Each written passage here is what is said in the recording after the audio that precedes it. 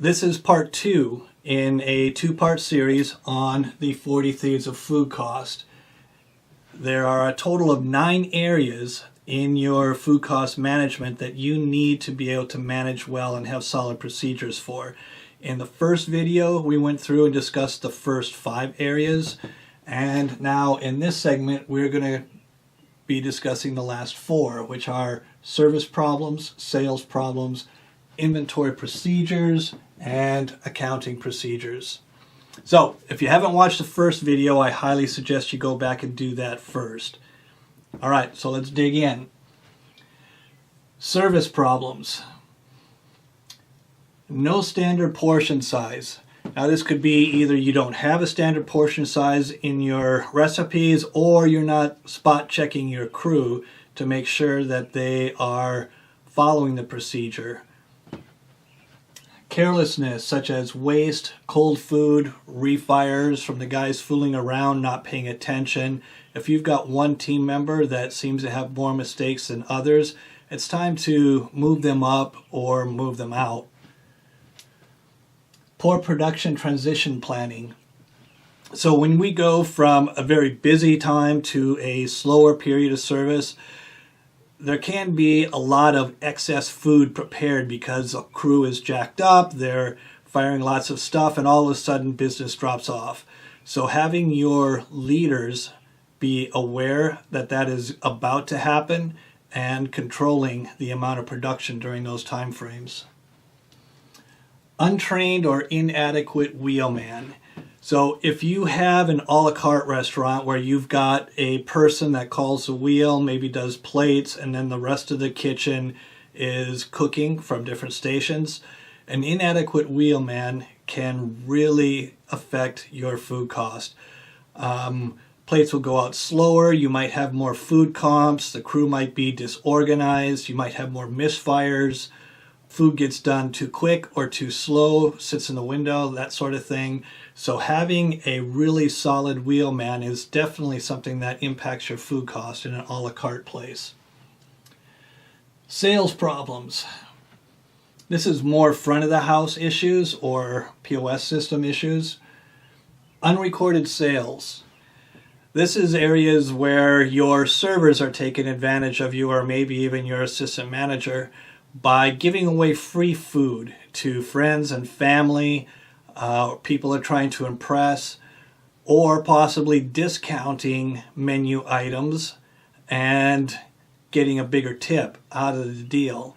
So trying to find ways to manage your people and watch for that kind of a problem. Open food abuses. You know, in a perfect world, you would have no open food key.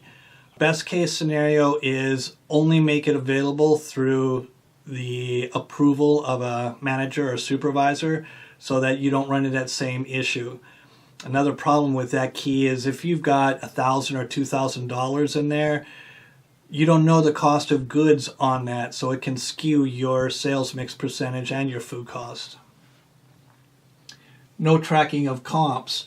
If you give away a lot of comps in a month, it's definitely going to affect your food costs, and you need to know what that value is so that you can have a corresponding relationship between food cost percentage and cost of goods.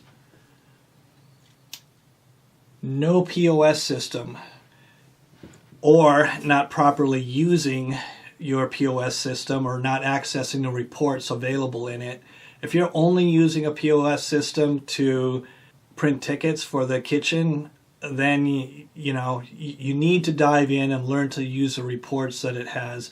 And if you're a small place that doesn't use a POS system, look at trying to get one, because it will certainly help. Incorrect POS pricing. I've seen this a few times. You increase the prices on the menu, but you forget to increase it in the POS system, therefore guests are charged the wrong thing. Or you might have 2 very similar keys or renamed keys with different prices in it, and servers use both keys, or one key is cheaper so they use it to discount something to a guest and get a bigger tip because of it. Poor sales mix. This is a huge conversation in and of itself. And it's not necessarily even a poor sales mix, it's just a high sales mix. There's a completely different whiteboard discussion on that, so check the links below for sales mix, because if you, say, sell nothing but lobsters one month, your food cost is going to be jacked up because of it, but you've made more money as well. Inventory procedures. So there's a number of areas, a lot of areas in the whole inventory process which you absolutely need to be on top of, because this is probably the first area to look at if you've got a messed up food cost percentage. Well, actually that and sales mix. Counting sheet to shelf. That's really bad. So you've got your inventory sheets and you're going through and you're saying, going right down the list and then looking in your storage areas for each thing as you read the list. Totally the wrong way to do it. If your crew is doing it that way, make them stop, because you will miss things for sure. If it's not on that list, it probably isn't going to get counted. The only way to count inventory is from shelf to sheet. So I'll go and I'll count everything on the top shelf, then I'll count everything on this shelf, everything on this shelf, and go through and find it on the inventory sheets. That's the only way to count inventory. Otherwise, you're going to miss things. Inventory software miscalculations. This happens especially if you use Excel, but even in professional software that you purchase, I pretty much always find errors in either the way that your people have entered it or in the way that the system is working. One thing that I come across in ours on a fairly regular basis is I'll put in a case of something and it counts it as a pound. Or I'll put in a pound of something and it'll count it as a case. No dollar value. I see this a lot also in inventory, is you'll be entering things and suddenly there's either no purchase amount for it or no extension for its value. Inventory continued. Data entry errors. So another thing that happens a lot is just bad 10 keying. You mean to enter 1, but you hit 1 and 2 because they're right next to each other, and you end up with 12. Items not counted. If it's not on your inventory sheet, there's a chance that you might miss it, even if you're doing it shelf to sheet. Or you've got some new items that you've got in a special area or in a chef's office or somewhere that's a different secure area. If it's out of sight or it's a new item, there's a good chance that you might miss it on your inventory and it could skew your food cost percentage. Out-of-date pricing.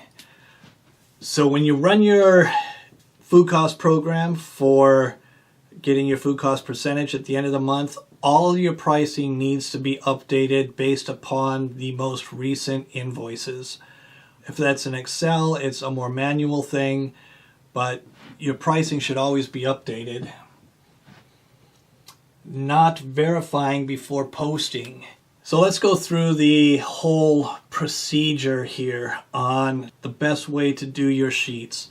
So let's say that you've entered your inventory and you've got back either from yourself or from your accounting area a sheet that has, all of your items that you purchased, how many cases or pounds or whatever you've put in for inventory, the cost per unit, and then the extension cost or the total cost for every single item.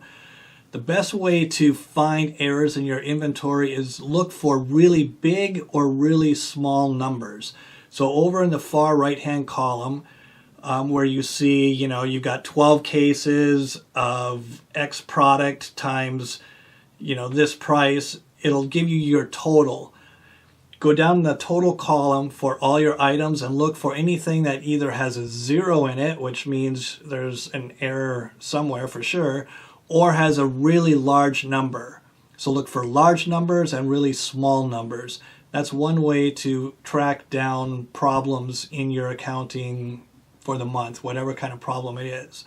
Another way is also go down and look for really big or really low numbers in your quantity column.